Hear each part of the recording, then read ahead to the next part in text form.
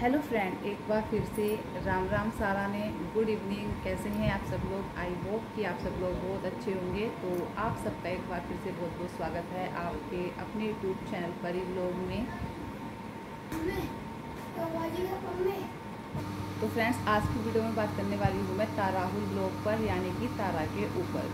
आपको पता है कि अभी हमारे उत्तराखंड में 5 जवान जो हैं वो शहीद हुए हैं। तो भगवान उनकी आत्मा को शांति दे और उनके परिवार को ये दुख सहन करने की हिम्मत दे।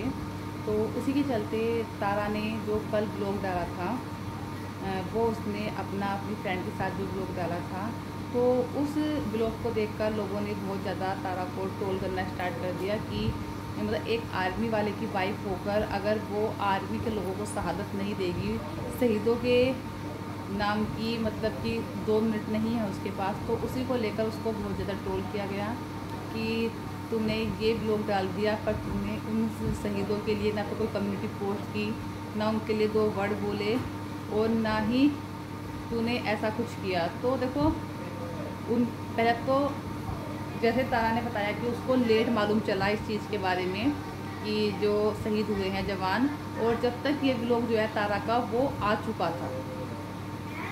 जब तारा कहना है कि जब उसको मालूम चला कि ये जो 5 जवान शहीद हुए हैं हमारे, उससे पहले तारा अपना वीडियो जो है वो अपलोड कर चुकी थी। तो मतलब लोगों ने इस चीज़ को लेकर तारा को इतना ट्रोल किया कि उसके हस्बैंड को भी पता नहीं क्या क्या बोल दिया, उल्टा सीधा बोला राहुल भैया के बारे में भी बहुत कुछ।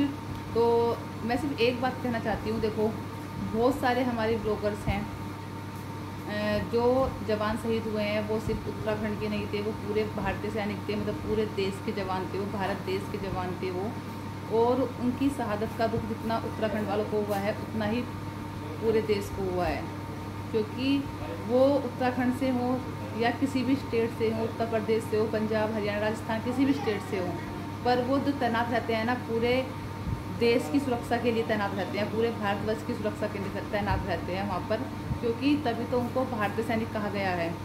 वो हर माँ के बेटे थे और हर बहन के भाई थे जो अब इस दुनिया में नहीं रहे हैं, और अपने पीछे बहुत सारी अपनी जिम्मेदारियाँ जो हैं वो परिवार पर आ गई हैं। बहुत बुरा हुआ है, भगवान इतना बुरा किसी के साथ ना करे। जितना दुख, जितना वो होता है ना परीक्षा एक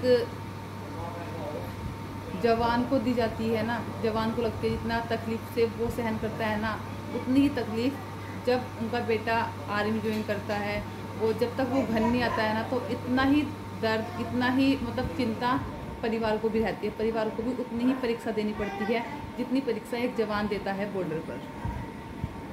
तो उसी चलते बहुत सारे यूट्यूबर्स हैं कि किसी भी यूट्यूबर्स ने एक कम्युनिटी पोस्ट नहीं की है। मैं ये तो नहीं कह रही सब ने नहीं किया, लेकिन बहुत सारे यूट्यूबर्स मैंने ऐसे देखे हैं कि किसी ने इन जवानों की शहादत के लिए एक कम्युनिटी तक पोस्ट नहीं की है। तो जिसको देखकर बहुत ही आश्चर्य भी हुआ और बहुत भी दुख हुआ कि कैसे कैसे लोग हैं। लेकिन वही मैं तारा के लेकर एक बात कहना चाहूँगी कि तारा को लेट मालूम चला जब तक उसने ब्लॉग अपलोड कर दिया था। और हाँ, तारा की यहाँ पर गलती मैं भी मानती हूँ कि तारा को एक कम्युनिटी पोस्ट कर देनी चाहिए थी। और आप लोगों को पता है कि तारा खुद एक आर्मी फैमिली से है, तो जब इस तरह की बातें सुनी होंगी या फैमिली वालों ने या तारा ने सुनी होंगी, 2 जो जवान शहीद हुए हैं वो तारा के पास के भी हैं, तो आप समझ सकते हो कि कितनी घबराहट हो जाती है, कितनी टेंशन में आ जाता है आदमी। जो है ना, दिमाग काम करना बंद कर देता है आदमी का, ये अब क्या करना है, क्या करे, क्या होगा। क्योंकि तारा के पति को भी आपको पता है, राहुल भैया को 10 महीने हो गए हैं कि वो अब तक अपनी फैमिली से दूर है, तारा से दूर है, अपने बच्चे से दूर है। तो तारा कितना स्ट्रगल कर रही है वो आप लोग भी समझ सकते हैं कि एक आर्मी ऑफिसर की वाइफ एक साल अगर अपने हस्बैंड से नहीं मिलेगी तो कैसा महसूस कर रही है।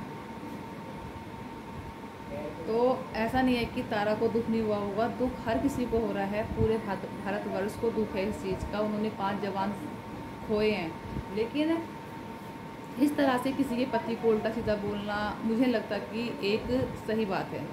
आप खुद सोचो कि क्या जब तारा की फैमिली ने ये सुना होगा कि ऐसा हुआ है, 5 जवान शहीद हुए हैं हमारे उत्तराखंड के, तो उसकी फैमिली पर और तारा पर क्या बीती होगी आप समझ सकते हैं। दिमाग में हज़ारों सवाल चल जाते हैं, हज़ारों मतलब एक ऐसे अंदर से अजीब सा हो जाता है कि कुछ करने का मन नहीं करता।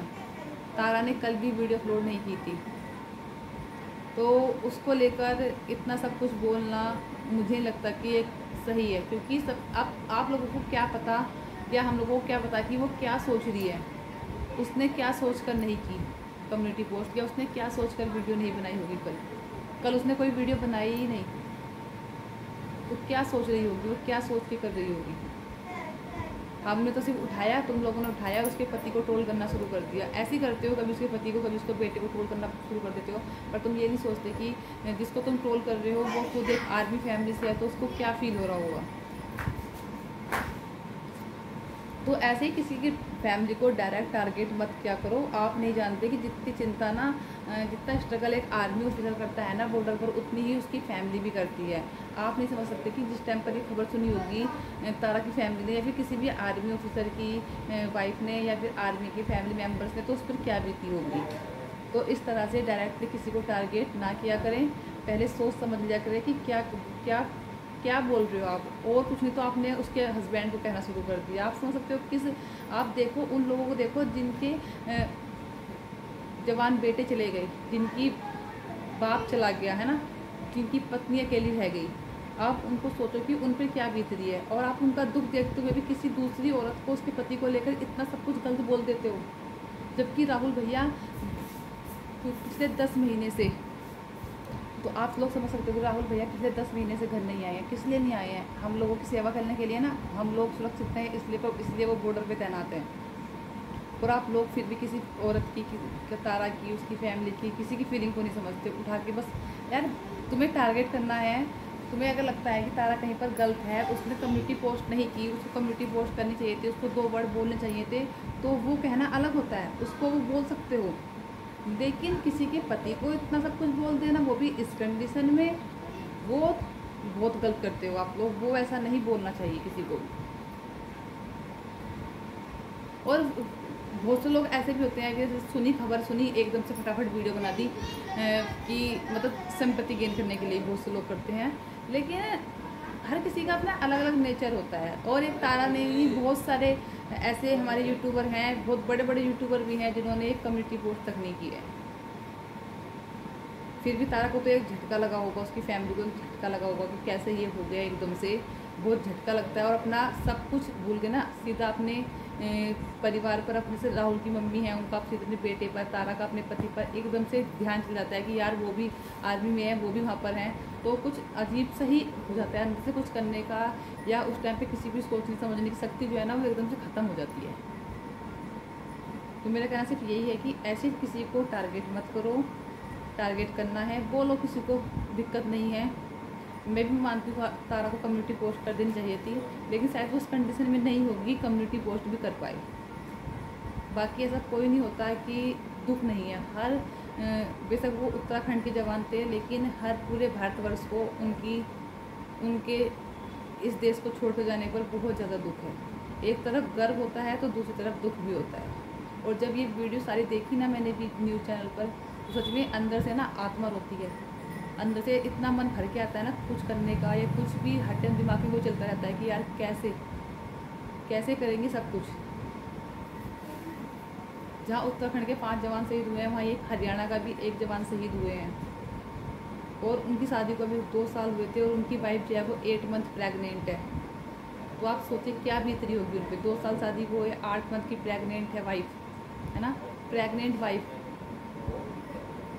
जहाँ पर जवान का अंतिम संस्कार हुआ, वहाँ तक पैदल गई अपने पति के साथ साथ। तो आप सोच सकते हो क्या बीत रही है उन परिवारों पर, किस कंडीशन में है वो परिवार। और जब कुछ ऐसी बात होती है ना, तो जिनके बेटे आर्मी में हैं, जिनके हस्बैंड आर्मी में हैं, जो बॉर्डर पर तैनात हैं, उनके मन में भी ना बहुत सारी बहुत सारे मतलब कि उथल पुथल चल जाती है, मन घबरा जाता है, कुछ करने का मन नहीं करता।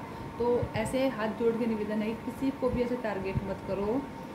किसी के हस्बैंड को, किसी के बच्चों को लेकर कुछ मत बोलो, क्योंकि बहुत दुख होता है जब कोई जवान हमारे देश से जाता है। तो एक बार फिर से उन सभी जवानों को भावपूर्ण श्रद्धांजलि। भगवान उनकी आत्मा को शांति दे, और उनके परिवारों को इस दुख की घड़ी को सहन करने की शक्ति दे। धन्यवाद।